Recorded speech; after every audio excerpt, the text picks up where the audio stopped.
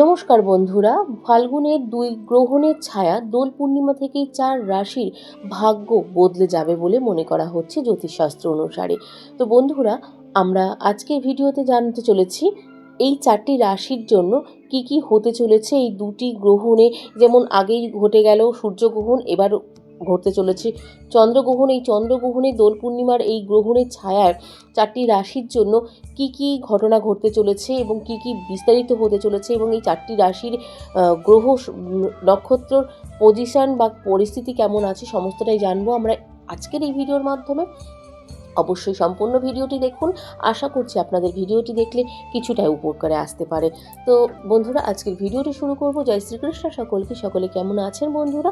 দৈনিক রাশিফল এবং টোটকার ইউটিউব চ্যানেলের পক্ষ থেকে আপনারা দেখছেন দেবগুরু অ্যাস্ট্রোলজি চ্যানেল। তো এই চ্যানেলের পক্ষ থেকে আপনাদেরকে সকলকে অনেক স্বাগতম জানিয়ে আরও একটি নতুন ভিডিও নিয়ে চলে আসলাম। কেমন আছেন সকলে? এবং অবশ্যই কিন্তু বন্ধুরা, ভিডিওটি শেষ পর্যন্ত দেখে আপনার রাশিটি কিন্তু লিখতে ভুলবেন না আমাদের কমেন্টে। চলুন ভিডিওর বিষয়বস্তুটি শুরু করা যাক। 2025-এর মতো এই 2026 সালেও কিন্তু মোট 4টি গ্রহণ হবে। 2টি সূর্যগ্রহণ এবং 2টি চন্দ্রগ্রহণ। অলরেডি তার মধ্যে কিন্তু একটি সূর্যগ্রহণ হয়ে গেছে।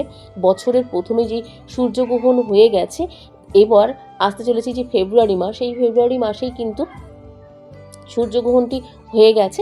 তো তার সাথে সাথে কিন্তু এই পরেই কিন্তু রয়েছে মার্চ। এই মার্চ মাসেই কিন্তু পড়তে চলেছে চন্দ্রগ্রহণ। চন্দ্রগ্রহণটি দোল পূর্ণিমার দিনই পড়তে চলেছে। তো এই গ্রহ নক্ষত্রের অবস্থান, গতিবিধি, পরিবর্তনের উপর যেমন সমস্ত রাশি জাতক জাতিকাদের ভালো মন্দ নির্ভর করে, সেই রকমই কিন্তু সূর্য ও চন্দ্র গ্রহণের ফলেও কিন্তু অনেক কিছু নির্ভর করে থাকে। 2025-এর মতো 26 সালেও কিন্তু মোট 4টি গ্রহণ হবে। 2টি সূর্যগ্রহণ এবং 2টি চন্দ্রগ্রহণ। বছরের প্রথম সূর্যগ্রহণ হবে আগামী ফেব্রুয়ারি মাসে। অলরেডি ফেব্রুয়ারি মাস চলেই গেছে। এরপরে যে মার্চ মাসে যে চন্দ্রগ্রহণটি হতে চলেছে, এই চন্দ্রগ্রহণে কিন্তু 4টি রাশির ওপর অত্যন্ত প্রভাব পড়তে চলেছে। এই বছর ফাল্গুন মাসে 2টি গ্রহণ হবে। প্রথম যেই সূর্যগ্রহণটি 17ই ফেব্রুয়ারি হয়ে গেছে, কিন্তু যেহেতু এইটি ভারতে দৃশ্যমান ছিল না, তাই এর সূতককাল বৈধ কিন্তু হয়নি। যেহেতু সূতককালটি বৈধ হয়নি, কারণ এই 17ই ফেব্রুয়ারি যে সূর্যগ্রহণটি হয়ে গেছে সেটির কিন্তু সূতককাল বৈধ হয়নি, কারণ আমাদের ভারতে দৃশ্যমান ছিল না, এবং এর কোনো বিশেষ প্রভাবও কিন্তু পড়েনি বলে মনে করা হচ্ছে। অন্যদিকে 3রা মার্চ দোল পূর্ণিমার দিন যেই চন্দ্রগ্রহণটি প্রথম হতে চলেছে, ভারত থেকে কিন্তু এটি চন্দ্রগ্রহণের দৃশ্যমান হবে, এবং এর দৃশ্যমানের ফলে এইটির কিন্তু সূতককাল প্রায় 9 ঘন্টা আগে থেকে কিন্তু শুরু হবে এবং 9 ঘন্টা ধরে কিন্তু এটা চলবে।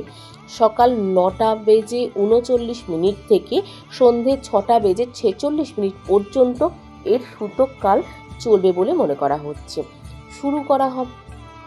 শুরু হবে সূতককাল। এর অর্থ হলো উভয় গ্রহণেই 15 দিনের মধ্যে কিন্তু ঘটতে চলেছে বা ঘটে গেছে। সেই ক্ষেত্রেই কিন্তু আমাদের রাশিচক্রের ওপরও কিন্তু অনেক প্রভাব বিস্তার করতে চলেছে এবং প্রভাব বিস্তার হচ্ছে। জ্যোতিষশাস্ত্র অনুসারে উভয় গ্রহণই কিন্তু কুম্ভ রাশিতেই কিন্তু ঘটবে। এটিও কিন্তু অত্যন্ত বিশেষ। উভয় যে দুটো গ্রহণ ঘটছে, সূর্যগ্রহণ ঘটে গেছে এবং এই যে গ্রহণটি ঘটতে চলেছে, সেই গ্রহণটি কিন্তু কুম্ভ রাশির ওপরেই কিন্তু ঘটতে চলেছে। সূর্যগ্রহণের সময় সূর্য, চন্দ্র এবং রাহু কুম্ভ রাশিতে থাকবে, এবং চন্দ্রগ্রহণের সময়ও কিন্তু সূর্য এবং রাহু কুম্ভ রাশিতে থাকবে বলে মনে করা হচ্ছে জ্যোতিষশাস্ত্র অনুসারে। চন্দ্র সিংহ রাশিতে থাকবে। বৃহস্পতির নবম দৃষ্টিতেও কিন্তু প্রভাব থাকবে।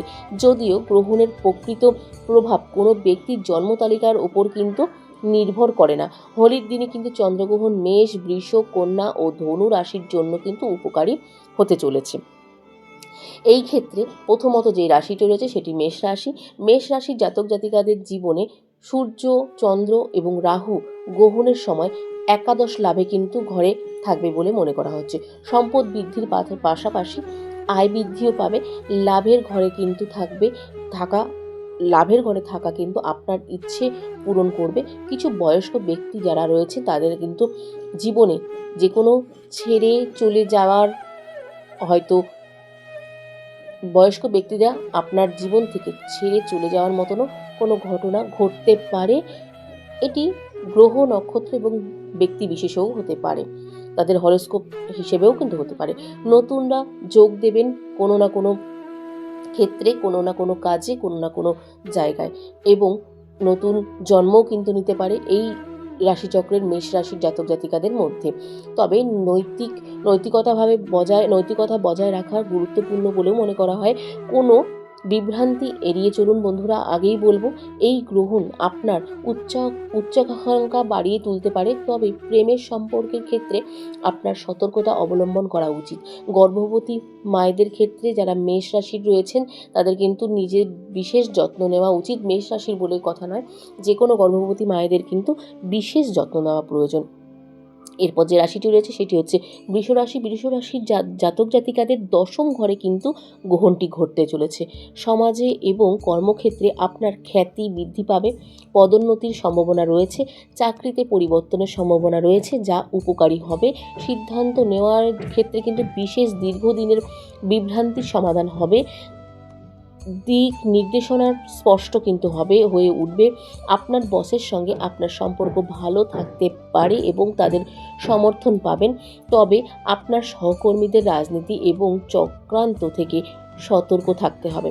আপনি যদি এই গ্রহণ থেকে পুরোপুরি উপকৃত হতে চান তাহলে আপনার নৈতিক মূল্যবোধ বজায় রাখুন। এরপরে যে রাশিটি রয়েছে 3 নম্বর রাশি, সেটি কন্যা রাশি। কন্যা রাশির জন্য ষষ্ঠ ঘরে কিন্তু গ্রহণটি ঘটতে চলেছে। এই গ্রহণে আপনার জীবনযাত্রার উল্লেখযোগ্য পরিবর্তন আনবে। আপনার দৈনন্দিন রুটিনে নিয়ম গঠন হবে এবং আপনি আপনার শত্রুদের কাছ থেকে চ্যালেঞ্জের মুখোমুখি হতে পারেন, কিন্তু তারা আপনার ক্ষতি করতে পারবে না। এই গ্রহণের সময়কালে আপনার শত্রুদের জন্য যে কোনো জায়গা থেকে পীড়নমূলক কিন্তু হবে। প্রতিযোগিতামূলক পরীক্ষার জন্য প্রস্তুতি নেওয়ার শিক্ষার্থীরা যারা রয়েছেন তাদের জন্য সময়টি সুসংবাদ নিয়ে আসতে পারে, তবে আপনার স্বাস্থ্যের জন্য কিন্তু বিশেষ যত্ন নেওয়া প্রয়োজন। সেবার মনোভাব যদি থাকে সেই ক্ষেত্রে বজায় রাখুন, আর তাতে কিন্তু আপনাদের অনেকটাই উপকারে আসবে। যারা অভাবী রয়েছেন তাদের জন্য সেবা করার জন্য হলে অবশ্যই উপকার পাবেন আপনারা। চলুন এবার যাই 4 নম্বর রাশি এবং শেষ রাশি। তো 4 নম্বর রাশি যেটি রয়েছে সেটি হচ্ছে শেষ রাশি, সেটি হচ্ছে 4 নম্বর ধনু রাশি। ধনু রাশির জন্য গ্রহণ 3য় ঘরে হতে চলেছে। বীরত্বের ঘটনা কিন্তু ঘটতে চলেছে। তার সাথে সাথে যা কিছু অর্জনের জন্য আপনারা অর্জন করতে পারবেন সেগুলো কিন্তু শক্তি নিয়ে আসবে আপনাদের জীবনে। আপনারা যদি কোনো কিছু অর্জন করার ক্ষমতায় থাকেন সেগুলো কিন্তু শক্তি নিয়ে আসবে আপনাদের জীবনে। এই গ্রহণের সময় রাজনীতিবিদ রয়েছেন তাদের জন্য কিন্তু নতুন সুযোগ এবং লাভজনক সুযোগ কিন্তু নিয়ে আসতে পারে। ভ্রমণ আপনার জন্য উপভোগ প্রমাণিত হবে। ডিজিটাল মিডিয়া যে কোনো জায়গা থেকে ডিজিটাল মিডিয়া এবং আপনারা যদি এরকম কোনো ডিজিটাল কোনো কাজ করে থাকেন সেই ক্ষেত্রেও কিন্তু আপনাদের জন্য অত্যন্ত ভালো ফল নিয়ে আসবে। কমিশন এবং ভ্রমণ এবং তাদের সঙ্গে ভ্রমণদের সাথে জর্জরিত যারা রয়েছেন তাদের জন্য কিন্তু চমৎকার সম্ভাবনা দেখা দিচ্ছে এই সময়টি। পূর্বে স্থগিত থাকা প্রকল্পগুলি সম্পন্ন হবে এই সময়। আপনি নতুন কিছু শুরু করতে পারেন। যদি ছোট ভাই বোন থাকে কোনো সমস্যার সম্মুখীন হয় তাহলে তারাও কিন্তু উপকৃত হবে আপনাদের এই পূর্ব স্থগিত কোনো প্রকল্পগুলি থেকে। তো এই ছিল আজকের ভিডিওর বিষয়বস্তু। আজকের ভিডিওটি এই পর্যন্ত রাখবো। ভিডিওটি কেমন লাগলো অবশ্যই কমেন্টে জানাতে ভুলবেন না। ভালো লাগলে অবশ্যই একটি লাইক করবেন এবং কমেন্ট করবেন। কমেন্টে জয় শ্রীকৃষ্ণ লিখতে ভুলবেন না। চলুন আজকের মতো ভিডিওটি শেষ করব। সকলে ভালো থাকবেন, সুস্থ থাকবেন এবং সাবধানে থাকবেন। আর এই রকমই জ্যোতিষী আপডেট এবং গ্রহ আপডেট পেতে চাইলে আমাদের এই চ্যানেলটিকে সাবস্ক্রাইব করে পাশে থাকা বেল নোটিফিকেশনটি অন করে রাখুন, যাতে আমাদের চ্যানেলের মাধ্যমে ভিডিওগুলি সম্প্রচার হওয়ার সাথে সাথে আপনাদের কাছে অতি শীঘ্রই ভিডিওগুলি পৌঁছে যায়। চলুন আজকের মতন ভিডিওটি এখানেই শেষ করব। সকলে ভালো থাকবেন, সুস্থ থাকবেন।